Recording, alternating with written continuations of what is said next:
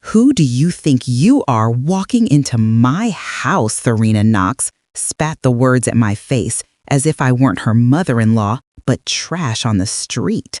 But the moment she turned away, a black envelope slipped from her bag and landed right at my feet. And in a single second, everything flipped. Inside was a USB containing a video of Serena speaking to a mysterious man. Caleb is easy to control. Whatever I tell him to sign, he signs. My heart froze. Then the man's voice suddenly cut in. If anything happens, sacrifice the one closest to you. He called Serena by a name only criminals use. In that instant, I understood Serena wasn't just cruel. She was a pawn in a criminal network. If you were me, what would you do? Fire? Stand still and let your son be exploited? Or expose the monster living right inside the house you built? And if you were Caleb, could you accept that your wife planned to use you as a shield? Comment now. Are you with Helena or Serena? Hit subscribe to see the next part before it disappears. I am Helena Moore, 54 years old, an African-American woman with calloused hands after spending half my life working 2 jobs. For 20 years, I stood in suffocating hot kitchens, then dragged my tired body into cleaning shifts until late at night, saving every dollar to build the house I believed would give Caleb, my son, a better life. I remember the nights when exhaustion nearly crushed me, yet I still sat beside his bed, stroking his hair and whispering, "I just hope you have a brighter future than I did." That was the sentence I repeated whenever my legs felt like giving out. Caleb was the reason I could endure everything, the only light guiding me through the darkest days. When Caleb brought Serena Knox home for the first time, I tried to open my heart. Serena was young, sharp, with a soft voice that carried a coldness no one knew where to stand against. Caleb loved her. That alone comforted me enough for me to believe I could learn to care for this woman. But the very first time I looked into Serena's eyes, I saw something dark there, a shadow settling over the light Caleb carried. I couldn't name it, only felt my heart tighten for a beat. When they moved into the house I built, I brought a few small things over, hoping to help them settle in. Serena stood in the living room, her gaze sweeping over me as if I were a stranger who had wandered into someone else's home. She adjusted her hair, then turned and said in a calm but knife-sharp tone, "This house belongs to my husband and me. Don't think you have a say in anything." Every word dropped like a cold nail driven straight into my chest. I stood there, still holding a new cleaning cloth, feeling as though I had been shoved out of my own son's life. Caleb was carrying a box and didn't hear her full sentence, only saw me force a smile and say, "It's fine," but inside something had begun to smolder. A mother's intuition rarely fails, and a few weeks later, it spoke louder than ever. That day, I came to give Caleb an old photo album I had kept for years, thinking he might want it in his new home. I parked in the driveway and stepped out only to see Serena. She wasn't alone. A woman in a gray coat stood a few steps away, thin, her face worn with worry. They exchanged something quickly, and I saw Serena reach out and take a black envelope from the woman. The motion was fast, but not fast enough to escape my eyes. I froze for a moment as a chill crawled up my back. It wasn't the kind of envelope that held party invitations or donation money. It wasn't the way ordinary people exchanged everyday things. It was the kind of handoff that tightens your gut, like watching something that shouldn't exist in daylight. The gray-coated woman stared straight at Serena and said low and firm, "You owe me more than you think."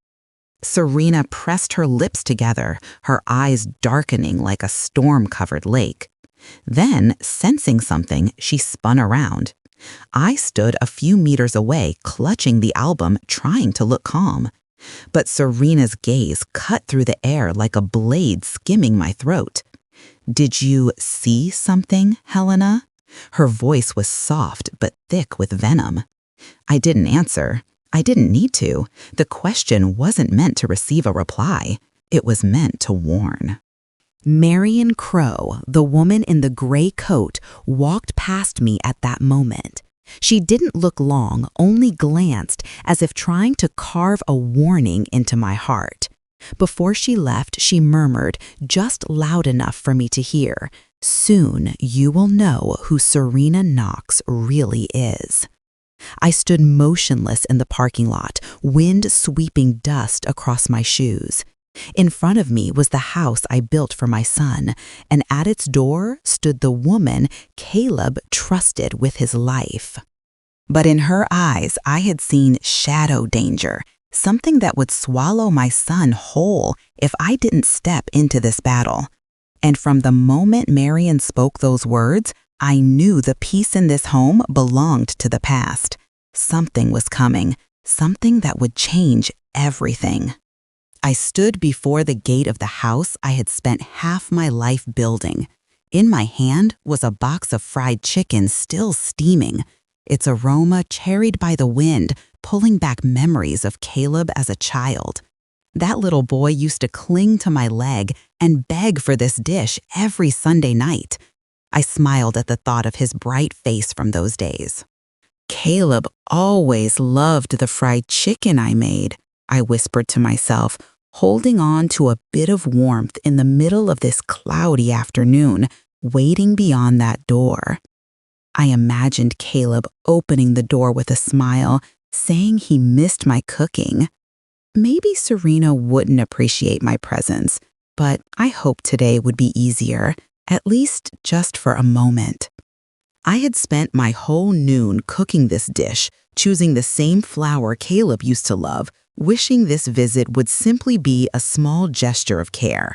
I wanted to bring my son a taste of his childhood and remind him that I was still here. I pressed the doorbell a second time and heard footsteps approaching. The door opened slightly and light from inside fell on Serena's cold face. She looked down at the box in my hand, then straight into my eyes as if I were an inconvenience. There was no greeting, no courtesy. I wasn't even given the chance to speak before Serena said, her voice even and premeditated, "I didn't invite you. Go home." The words landed sharp and flat, leaving no room for hope. I stood on the stone steps, the distance between us barely a handspan, yet it felt like miles. I searched Serena's face for a hint of kindness, but her gaze was winter cold. I wanted to say I had only come to see my son to give him the food he loved, but my throat tightened. Serena had already turned, as if her decision were the rule in this house. I heard Caleb's voice somewhere inside, faint and distant, as though someone had intentionally muffled it. I stepped back slightly, unwilling to start an argument at my son's door. Shame pressed against my chest, not because Serena rejected me, but because Caleb was somewhere in that house, unaware of how I was being treated. Serena reached for the doorknob to close the door, and that was when it happened. The strap of her bag caught on the metal, tugging sharply. Something inside shifted, then fell with a thin clink against the tile. A black envelope lay at my feet. Serena didn't notice. She was adjusting her bag, preparing to walk inside as the door slowly narrowed. I bent down instinctively. The envelope was coarse and heavier than ordinary ones, its matte black surface making the frayed edges stand out. Even unopened, I felt it wasn't an invitation, a receipt, or anything ordinary. My fingers brushed it, but I didn't pick it up immediately. In that moment, it felt as though I were standing at the boundary of something irreversible. Only when the door fully closed did I quietly lift the envelope.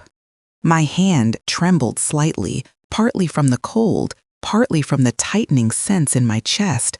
I had weathered hard years, faced every challenge life pushed at me, yet never had I felt such a clear warning as I did now. Through the glass panel, I saw Serena set her bag on the table and fix her hair, completely unaware of what she had dropped. When she turned back toward the door, our eyes met through the glass. I hid the envelope behind me, feeling as if my hand were wrapped around fire. Serena didn't notice the movement, but her gaze sent a chill up my spine, like I had silently stepped into forbidden territory. I stepped away from the door and set the fried chicken box on the threshold. Its warmth lingered in my hand, but couldn't thaw the cold tightening inside my chest. Everything suddenly felt heavier than it should. I looked at the envelope in my hand and wondered if I should open it at all. Part of me wanted to walk away and pretend I had never seen it. But something deeper, something instinctive, urged me to keep it and find out what kind of world it belonged to. The world Serena was reaching into and dragging Caleb along with her. I turned away from the porch, the envelope still in my hand, each step heavier than the last. The scent of fried chicken lingered behind me like the last warmth of old memories before everything shifted. I didn't know what awaited me next, but one thing was painfully clear. Whatever lay inside this envelope did not belong to anything ordinary, and the dreadful feeling gripping my heart was reminding me that I had just stepped into a story I wasn't prepared for. But it had already begun, and I couldn't run from it. I returned home with the black envelope still clenched in my hand. Each step echoed through my hallway like the quickened beat of something waiting for me ahead. When the door closed behind me, I stood still for a moment, my heart empty but tight like a pulled string. The silence in the house was so complete, I could hear my own breathing. I placed the envelope on the table and stared at it as if it were a stranger capable of destroying my son's entire life. Then I opened it. Inside was a silver USB drive, its scratched casing showing signs of heavy use. I plugged it into the computer. The screen darkened before displaying a single folder.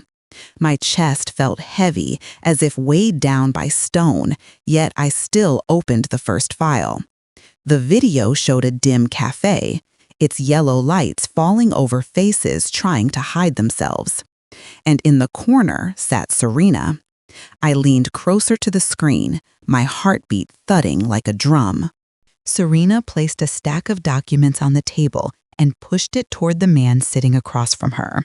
Her hands were slender and decisive, and under the dim light, they looked like they were concealing a blade. Serena's voice rose calm to the point of cruelty. Caleb trusts me completely. Whatever I tell him to sign, he signs. The words struck my chest like a blow. My son, the boy I raised with every ounce of love and hope, being treated as a puppet? Before I could swallow the burn rising in my throat, a man's voice filled the room from off-screen, low and controlled in a way that chilled me. If there's any risk, you know what to do. His face didn't appear, but the weight, the venom in his tone told me he belonged to a world darker than anything I had imagined. There was something between them that went far beyond a simple deal. Serena dipped her head slightly, as if accepting an order from someone she served. I closed the video and sat still for several seconds before opening the next folder. Inside were photos of Serena meeting different people in parking lots, narrow hallways, and shadowed corners of the city.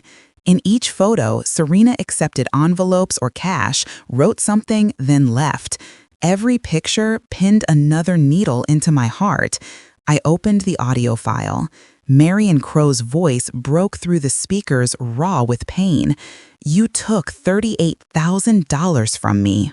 Her voice carried both pleading and anger, the sound of someone crying over betrayal. Serena's reply followed light, yet as sharp as shattered glass. You handed it over yourself. No one forced you." My hands tightened. Those words weren't spoken by someone who had strayed. They belonged to someone who knew exactly what she was doing and felt nothing. I opened the final file. Its name was Plan B. Inside was a list of 3 steps written with chilling simplicity. 1. Deny. 2. Blame someone else. 3. Leave the city. Just 3 steps, but each word built a door for Serena to escape consequences, leaving someone else to take the fall. At the bottom of the page was a handwritten line, jagged and forceful. "Don't let me down, S." The way the S was dragged across the paper made me shiver. Rowan Hale, the man behind the voice, didn't need to show his face. The threat in that one line was enough. I leaned back in my chair, my entire body drained. The pieces I tried to ignore were now forming a picture I never wanted to see. Serena didn't accidentally drop the envelope. She dropped a doorway into the world she was dragging Caleb into. I closed my eyes and tried to breathe evenly, but my heart continued to twist. Everything I had seen was enough to destroy my son's life. I stood, but before I could take a step, my phone vibrated violently in my pocket. I pulled it out and saw Caleb's name on the screen. His voice came through. The moment I answered, trembling and fragile, "Mom, something happened to me." I froze in place, as if I had fallen from one abyss straight into another. I held tightly to my phone after Caleb's brief, frantic call. He said something had happened to him, yet his voice cut off as if someone had just walked in. I called back, but the line was busy. Fear pulled me back to the table, where the USB remained plugged into the computer like a thorn still lodged in my skin. I knew I had to dig deeper before running to him, because what I had seen was not the whole truth. And if I didn't know everything, I could not protect Caleb. I opened more files inside the USB. Another folder named Marion appeared. I clicked it and found a recording. Marion Crow's voice filled the room, raspy from sleepless nights. "Serena made me lose my home. I followed her to get justice." Her voice cracked at the end, the kind of pain only a woman who spent her life saving every dollar could understand. I remembered her eyes in the parking lot, thinking they held simple anger. Now I knew it was the gaze of someone whose future had been crushed. I opened the next file, an internal report from a financial company where Serena once worked. A short note inside made my stomach twist. They suspected Serena had embezzled $70,000, but HR closed the file due to lack of evidence in fear of scandal. She left the company immediately afterward without anyone daring to stop her. I reread the lines slowly, wishing the words would change, but the truth stood there bare and undeniable. Serena had stepped into fraud long ago, and every trail pointed toward Rowan Hale. I opened the final audio file, and Rowan's voice rose sharply, clear enough to chill my spine. His tone was steady, low, and heavy with the authority of someone used to controlling others. "If you're suspected, sacrifice the one closest to you." He spoke without hesitation. That wasn't advice. It was an order. I imagined Serena's face hearing those words, and I wasn't surprised when she answered immediately, without fear or resistance. "I understand." I stared at the now dark screen after the audio ended. Every instinct I ever had about Serena, every suspicion, every cold glance she'd given me was now arranged into a complete picture. She wasn't someone who had been lured astray. She was trained, shaped into a tool. And the hand sculpting her was Rowan, a shadow always close behind her. I pushed my hands against the table, feeling the force of my own weight. I understood then that Caleb lived beside a woman who never loved him, a woman willing to use him as a shield when everything fell apart. The realization crushed my breath more than anything before. The love my son placed in Serena was a rope tightening around his own neck. I had to act before everything slipped away. Wind murmured through the crack in the door, but I barely heard it. I replayed several files, rewinding seconds at a time to ensure I hadn't misunderstood. Each time Serena or Rowan's voice echoed, my heart clenched harder. I thought about Marion, her hopeless eyes at the parking lot, about the other victims whose names I hadn't even learned, the ones trapped in those photos. How many had lost homes, money, futures, so Serena could climb this path? I stood to go find Caleb when a faint sound rose behind me. I turned, my pulse pounding against my ribs. Caleb stood in the doorway of my room, his face pale with worry and confusion. His eyes met the frozen frame of Serena on my computer screen. "Mom, what are you watching?" His voice trembled like wind brushing across still water. And I knew this moment would change everything. Caleb stood frozen at the doorway, his confused gaze fixed on the screen where Serena's face remained paused, the cold frame making both of us hold our breath. He took another step into the room, his expression searching for an explanation I wasn't yet ready to give. I looked at my son, at the innocence and trust he placed in Serena, the very things I knew would shatter the moment he learned the truth. Caleb swallowed hard and asked, "Mom, is this really Serena?" His voice broke as soon as the question left his lips. I was about to answer when the front door swung open, letting in a rush of air, and Serena's voice calling Caleb's name. I watched my son's shoulders tense, caught between wanting to hear me and wanting to run to the woman he loved.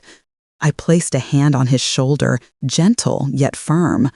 "Caleb, you have to listen." He nodded slowly, though confusion still clouded his eyes. Serena stepped into the room before I could speak further. She looked at the screen, then at us with a shock crafted so precisely it almost sparkled. Her expression shifted quickly from surprise to hurt, her eyes shimmering like someone betrayed. "Caleb, you trust your mother more than me?" Her trembling voice was perfectly pitched to break someone's defenses. I saw Caleb's shoulders flinch and my heart tightened because I knew Serena was steering every emotion in this room. She moved closer, placing her hand on Caleb's chest as if seeking comfort. "I didn't know she would do this. I tried to get along, but she's jealous of me, Caleb. She wants to tear us apart." Every word Serena said was sweet on the surface, yet underneath was pressure strong enough to knock Caleb off balance. I watched him glance from Serena to me, then back to her, his eyes flickering like a compass losing its north. I took a breath, staying myself. "Caleb, watch this file." "Serena said herself that you'll sign anything she gives you." Serena cut in instantly. "Don't listen to her. She hated me from the start." She turned toward me, her lips tightening as if fighting tears. "What more do you want, Helena? Do you want him to leave me?" I felt each layer of her performance wrapping the room tighter, crafted with precision to sway anyone who didn't already know her true face. Caleb stepped back, his body rigid with tension. "Mom, Serena said you don't like her. Maybe you misunderstood something." His question struck me straight in the chest. My son, caught between the two most important women in his life, clinging to rationality, while Serena used every skill she possessed to sever it. She stared at him with eyes that portrayed deep hurt, narrowing as though wounded. "You're doubting me over one video?" I wasn't angry at Caleb. He had grown up with a tender heart, always willing to trust something I'd always been proud of. But that same tenderness made him the perfect target for Serena. I stepped closer, keeping my voice calm. "You don't have to believe me, but you need to see the truth." I reached for the mouse to replay the file, but Serena lunged forward and yanked it from my hand. "You have no right to do that." Caleb jerked back, staring at her with a look that, for the first time, wasn't fully trusting. I realized this moment was fragile. One of us would win his heart, and Serena understood that. She instantly changed tactics, leaning into Caleb, her voice softening. "I'm just scared of losing you." Caleb instinctively held her arm as he had done many times before, and in that instant, I knew she still had her grip on him. I stepped back, trying to stay composed. "Caleb, you need to watch the whole USB, not because I said so, but because you deserve the truth." The air in the room thickened, as if about to break apart.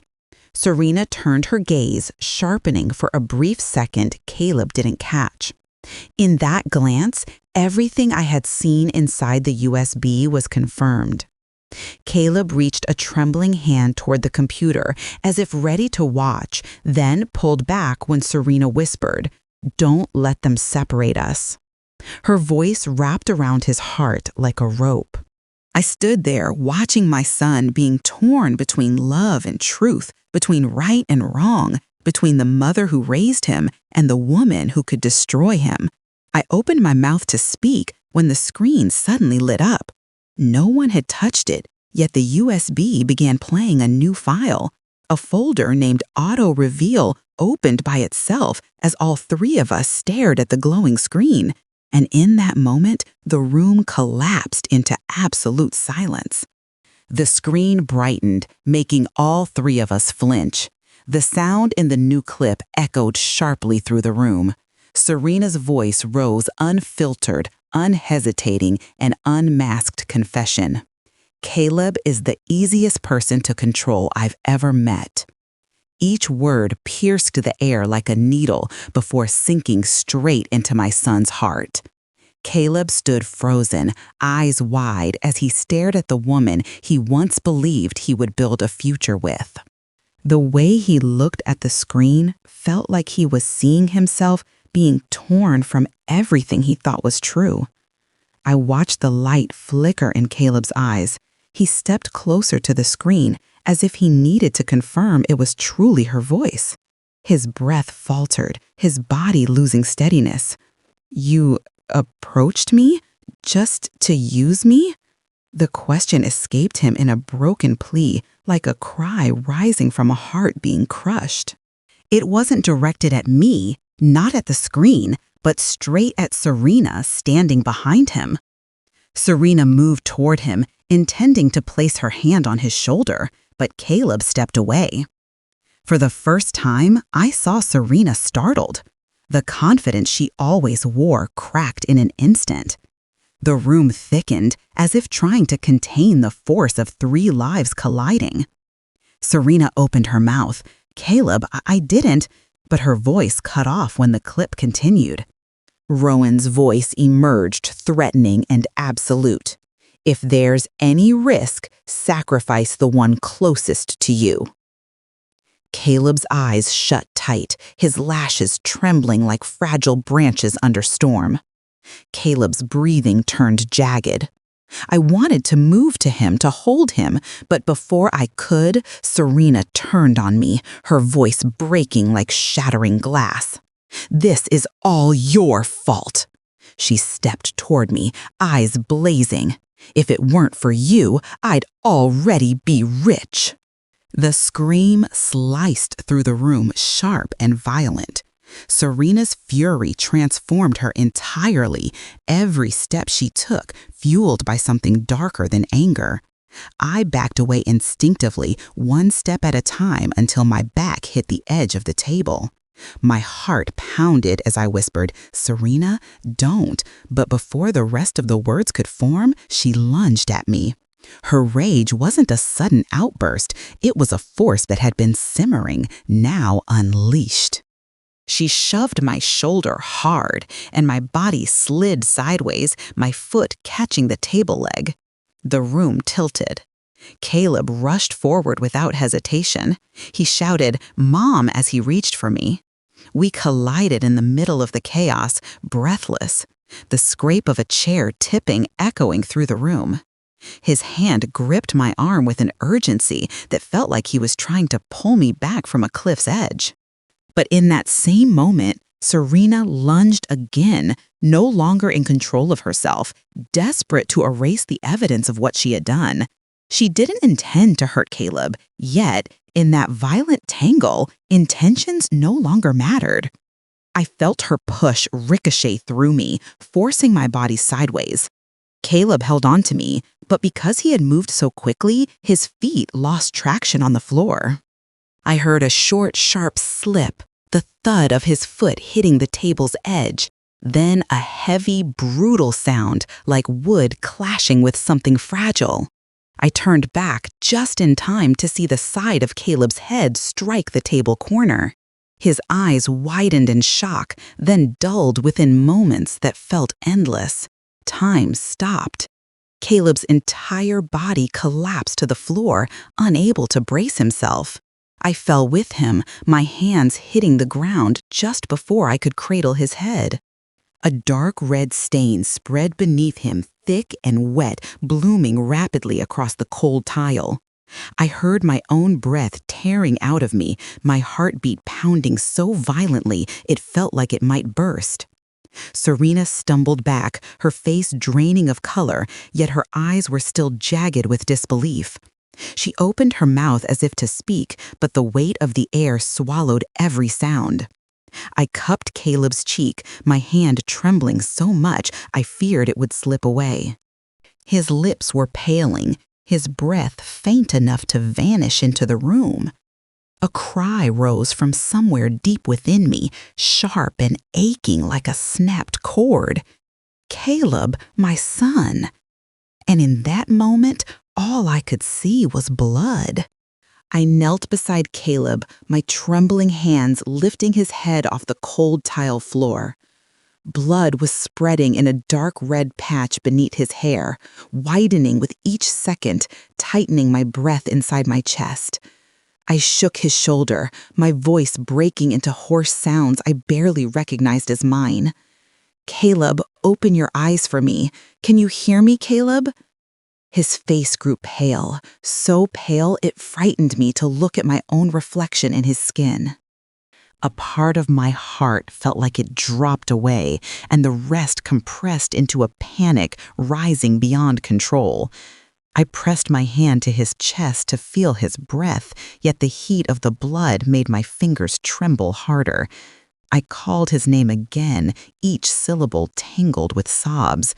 In that moment, the room disappeared, and every sound was swallowed by the pounding inside my ears. Caleb lay still, his eyelids nearly shut, as though sinking into a sleep too deep to return from. I lowered my forehead to his praying, for the smallest sign that my son was still here with me. I turned toward Serena, hoping to see fear or regret, but what met me instead was an icy blankness. She stood a few steps away, her hand resting on her hip, her gaze sweeping across the blood pooling on the floor before settling on me as if observing a scene that had nothing to do with her. I tried to stand, my knees buckling beneath me, forcing me to lean on the edge of the table. "Serena, help me." "Call 911, please." My voice fractured each word, slipping out with desperation. Serena raised an eyebrow as though hearing something unreasonable. "I'm not involved. Don't drag me into this." Her tone was smooth and empty, chilling the back of my neck. She stared at Caleb's motionless body, the way someone might look at a dropped package on the sidewalk. That void in her eyes made me feel as if I had stepped into a world stripped of humanity.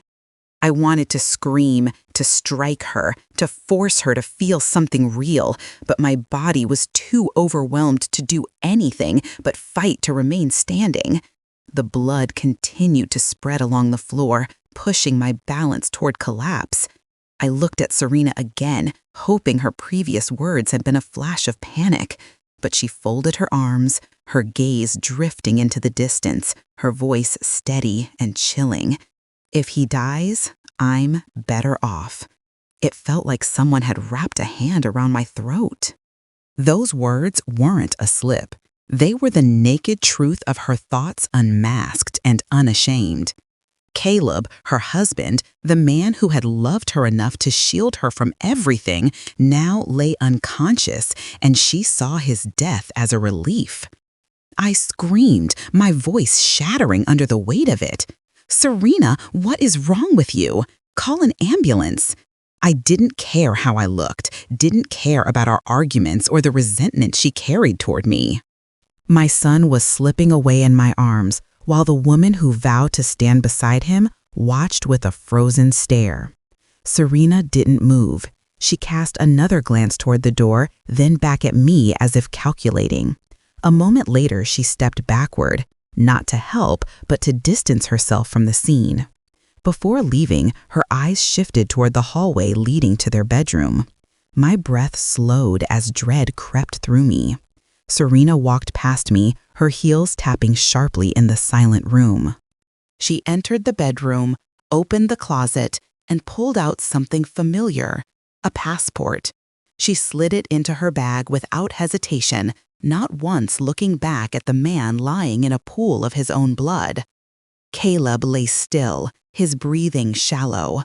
I fell to my knees again, my hand on his cheek, my tears burning against my skin. But behind me, Serena's footsteps grew quieter, farther, carrying with them a cruelty so cold it seeped into the air. She didn't care whether Caleb lived or died. She was focused solely on escape. I lifted my head, staring toward the space she had vanished into. My heart clenched so tightly I felt it might split. And then I realized with horror that I was trapped inside a house with someone willing to abandon everything to save herself, and Serena was preparing to disappear. I was trembling beside Caleb when the distant sound of sirens grew louder, closing in on the house. Serena had just shoved her passport into her bag, ready to slip out the back door, when a loud pounding shook the front entrance, rattling through the walls. She froze mid-step, her eyes darting wildly in search of another escape, but the door burst open before she could move again. 2 officers entered the flashing red and blue lights, casting shifting shadows over the walls, turning Serena's silhouette into a trembling shape. One officer kneeled beside Caleb, while the other asked me to step back to assess the scene. I couldn't speak, my hand still cradling Caleb's head, but the officer reassured me before lifting him carefully onto a stretcher. When they turned toward Serena, her face drained of color in an instant. The officers asked about the USB, and I gestured toward the table. One plugged it into their laptop, opening the same files I had viewed earlier. Serena stared at the screen, her lips parting as if to speak, but no words came. Her own voice filled the room, echoing like a blade, each sentence slicing through the tense air. The shifting light reflected every tiny twitch of fear on her face. One officer glanced at me, nodding slightly, as though the truth had become perfectly clear. Serena tried to back away, but her shoulders hit the wall. Her breathing turned sharp and uneven. "I didn't. That's not me," she stammered, but the video kept playing. "Caleb is easy to control," her voice said. "He signs whatever I tell him to." The sentence hovered in the air over her like a verdict she couldn't outrun. The officers paused the video and set the USB on the table, asking if there were any additional documents. I shook my head, then turned toward the stretcher being rolled toward the door. Caleb stirred slightly, his eyelids trembling before opening a sliver. I touched his hand, the scent of disinfectant mixing with the metallic smell of blood, making my body shiver. He looked at me, his eyes wet and unfocused from the blow, but his voice rose clearly. "I trust you. You were right from the beginning." His words hit me like a wound and a relief at the same time. Serena heard him and spun around her, face twisting with rage. "Caleb, don't listen to her. She's destroying us." To Serena, I was no longer a mother trying to save her son. I was the last barrier blocking her escape. She lunged forward, but the officer stepped in, ordering her to stay where she was. Her eyes reddened, not from guilt, but from losing control.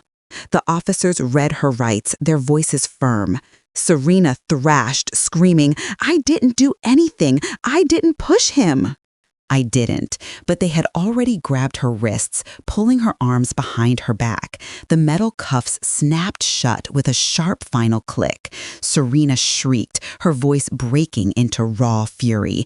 "I don't want to live poor like his mother." The words slapped across my face like cold water, revealing exactly what she had always thought. There had never been love, loyalty, or family. Marriage had been a tool, a stepping stone. They dragged her through the living room. She kept struggling, her gaze darting in panic for an escape that no longer existed. Every exit had been sealed by the law, the USB files, and her own greed. I stood at the doorway watching her being taken away, unsure whether to feel relieved or bruised. Some people enter our lives like storms, ripping away every piece of peace they touch. Serena had been that storm.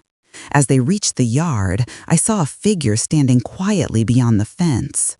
A woman in a gray coat, hair tied neatly back. Marion Crowe stood unmoving, her hands clasped tightly, her eyes fixed on Serena inside the patrol car. Marion's face held no joy, no tears, no fury, only a deep, silent stillness like someone witnessing the closing chapter of a long nightmare. I stepped onto the porch, watching her under the flickering swirl of red and blue lights. She didn't speak. She didn't even glance my way. Her gaze remained locked on the car, as if she had waited years for this moment. Just before Serena was driven away, Marion finally turned her eyes toward me. Her expression wasn't gratitude or sympathy. It was something like acknowledgement, a quiet confirmation that justice had finally begun to land. And I knew there was still more I would have to face. The trial lasted 3 days, and every passing hour felt like I was reliving each wound Serena had inflicted. The courtroom was wide, the white lights shining straight down, revealing every line of tension on every face. I sat in the back row with Caleb, his small hand gripping mine, the white bandage still wrapped around his head. When Serena was brought in, the steel cuffs stiffened her wrists, stripping away every trace of the arrogance she once carried. She avoided my eyes, as if the silence between us was the first sentence she had to face. The prosecutor read the list of charges, each one falling like a blade. Financial fraud, extortion, intentional harm, abandoning an injured victim. Each accusation made Serena press her lips together, though her eyes still tried to remain calm. I looked at that face and recognized the same coldness that had lingered in her gaze the day Caleb collapsed on the floor. No one in that room believed a single defense she had left, not even the words she once used to pull Caleb to her side. Serena's lawyer tried to hold the defense together with a few feeble points, claiming her actions were done in a state of panic. But the prosecutor countered by playing a USB containing all the evidence videos of her submitting forged documents and her own voice saying, "Caleb trusts me completely." Her words echoed through the speakers, silencing the entire courtroom. Serena turned to look at me, her gaze flickering, but I no longer felt the tremble I once did. All I saw now was the truth she had desperately tried to hide. When the court asked Serena to speak her final statement, she stood, shoulders slightly shaking. "I never meant to hurt Caleb," she said, her voice cracking. But then, in a fleeting moment, the truth surfaced in her expression, the spite, the bitterness, and finally, fear. The judge struck the gavel, his voice reverberating across the room.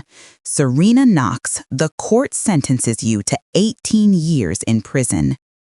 A long breath escaped my chest, not joy, but relief that someone had finally restrained her, so Caleb and I would no longer have to live in her shadow. But the trial wasn't over. The next day, the court reopened the case of Rowan Hale, the man behind the fraud ring Serena once served. I had never met him, but the moment he was escorted into the courtroom, I felt the coldness that seemed to fill the air around him. Rowan didn't lower his head like Serena. He stared directly at the judge, as if he had long grown used to facing the weight of his own sins. Caleb tightened his grip on my hand, his breath hitching. "That's the man's voice from the USB," he whispered. Witnesses stepped forward one by one, describing how Rowan used money and threats to control those under him. The prosecutor listed his crimes: masterminding a fraud ring, witness intimidation, financial exploitation, coercing accomplices. When the audio file played, Rowan's voice rang clear. "If suspicion rises, sacrifice whoever is closest." Those words sent a chill down my spine. I glanced towards Serena in the defendant's area. She hunched over, too afraid to lift her head, as his voice echoed like a reminder of the world she had chosen. The judge sentenced Rowan to 27 years in prison, and in that moment, the courtroom fell silent. He simply pressed his lips together, as if the verdict was not a blow he hadn't already anticipated. But to me, it was the first time I felt justice reach the wounds my family had endured, just barely, but enough to breathe again. I looked at Caleb and saw his eyes soften, no longer torn like they had been these past days. He leaned against my shoulder and whispered, "Mom, we're free." That afternoon, Marion Crowe appeared in her familiar gray coat, her face worn but resolute. She entered the courtroom just as Serena was being led out of the glass enclosure. Serena lifted her head, and the two women looked at each other, one who had lost everything because of a lie, and one who had caused it. Marion stepped forward, her voice firm, free of tremor or resentment, but filled with finality. "It's time you pay for what you've done." Serena lowered her head, her hair falling across her pale, drained face. I stood behind them, watching two lives collide again in the harshest way. Serena was pulled away without struggling, without fighting back. The courtroom doors opened, and the afternoon light poured in, casting her shadow long across the cold tile floor. Marion remained still in the hallway, watching that shadow fade, like she was witnessing the final chapter of a story she had waited years to close. I walked up behind her, but before I could speak, Marion turned her eyes deep and steady. Marion stands outside the courtroom, her eyes following Serena, justice only just beginning to unfold. I sat beside the hospital bed, the light from the window washing over Caleb's face in faint strokes, enough for me to see him trying to stay strong after days that nearly broke his future in half. The room was quiet enough that every breath he took became the only rhythm keeping me grounded. Then Caleb held my hand, his grip weak but determined, as if letting go would mean losing me again.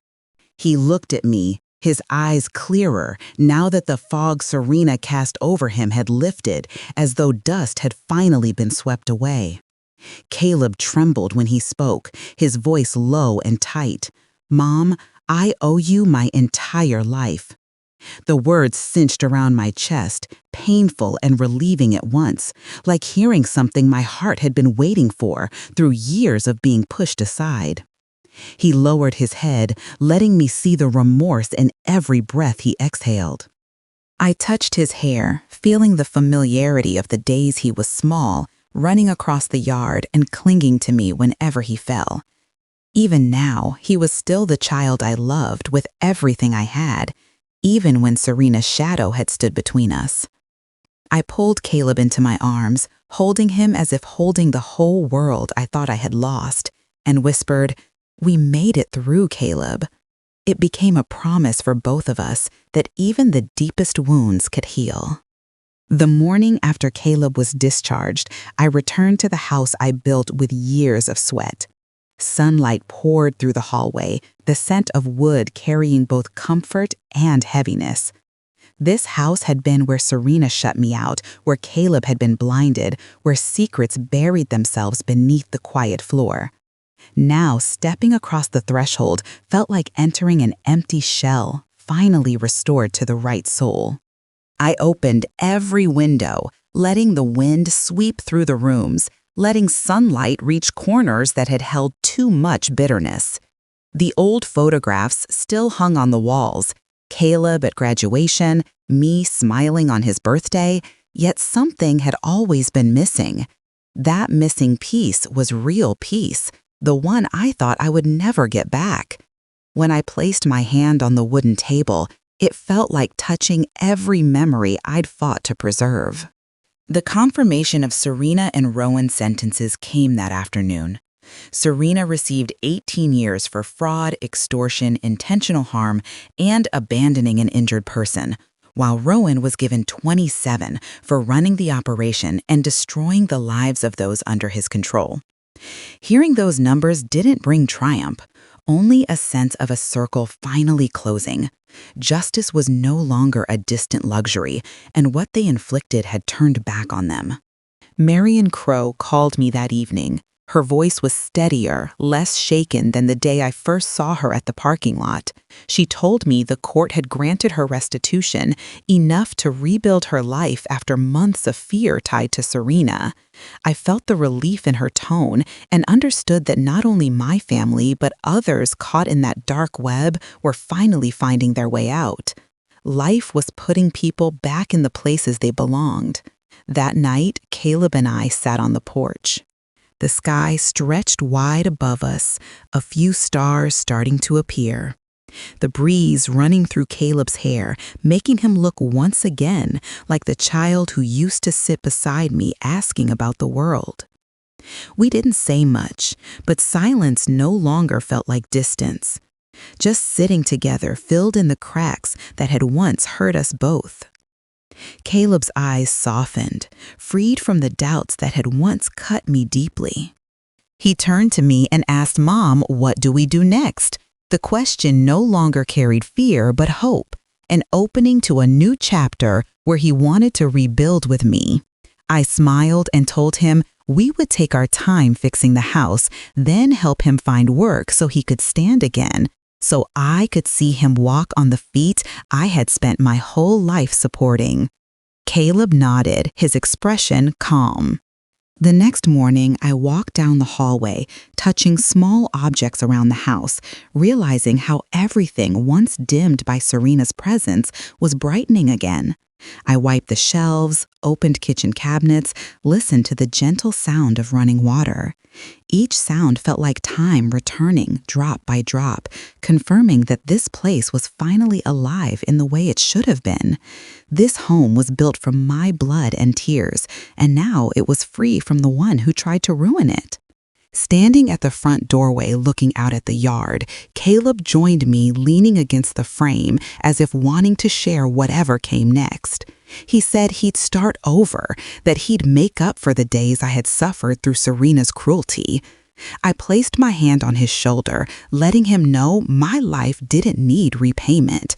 I only needed him to awaken and pull himself away from the edge. Caleb smiled soft and genuine.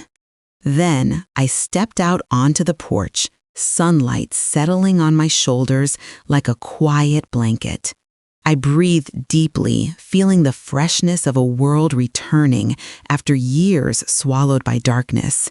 Everything seemed to open before me, and I knew our new journey had just begun. The light didn't blaze, it soothed, easing each scar left behind. And in that moment, as the wind brushed through the leaves, I understood that the new life waiting for my family was unfolding, ready for us to step forward into the future stretched wide ahead.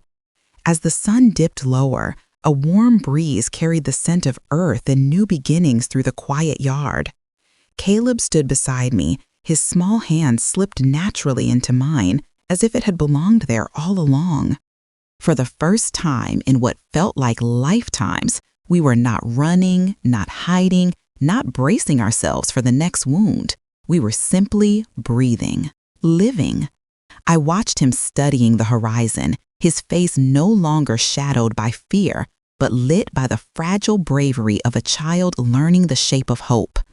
The softness in his eyes struck me with a tenderness so sharp it almost hurt. He had survived things no child should, yet he still believed in tomorrow.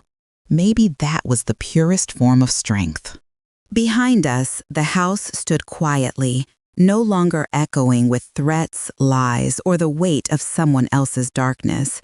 Its walls felt different now, as if they were finally settling into themselves, relieved to shelter peace instead of dread.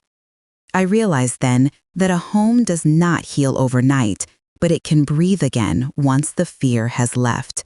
Caleb leaned his head on my arm. "Mom," he whispered, "do you think things will stay good now?" I looked at him, at the small miracle of him still choosing trust after everything he had endured, and I knew my answer mattered more than any verdict in any courtroom ever could. "They will," I said, "because we'll build every piece of our life ourselves. No one will take that from us again." His lips curved into a shy smile, one so gentle it felt like the final stitch closing a wound. The last light of the day wrapped around us, faint yet steady like a promise. I felt something unfurl quietly inside my chest, a long, dormant certainty rising from beneath all the scars. We were not the same people we had been. We never would be. We were stronger. We were free. And as I stepped forward into the golden wash of evening, Caleb matching my pace, I knew with absolute clarity that this was not an ending. It was the quiet, sacred beginning of a life we chose, a life that belonged to no one else. Our future was waiting wide open, and we were finally ready to walk into it.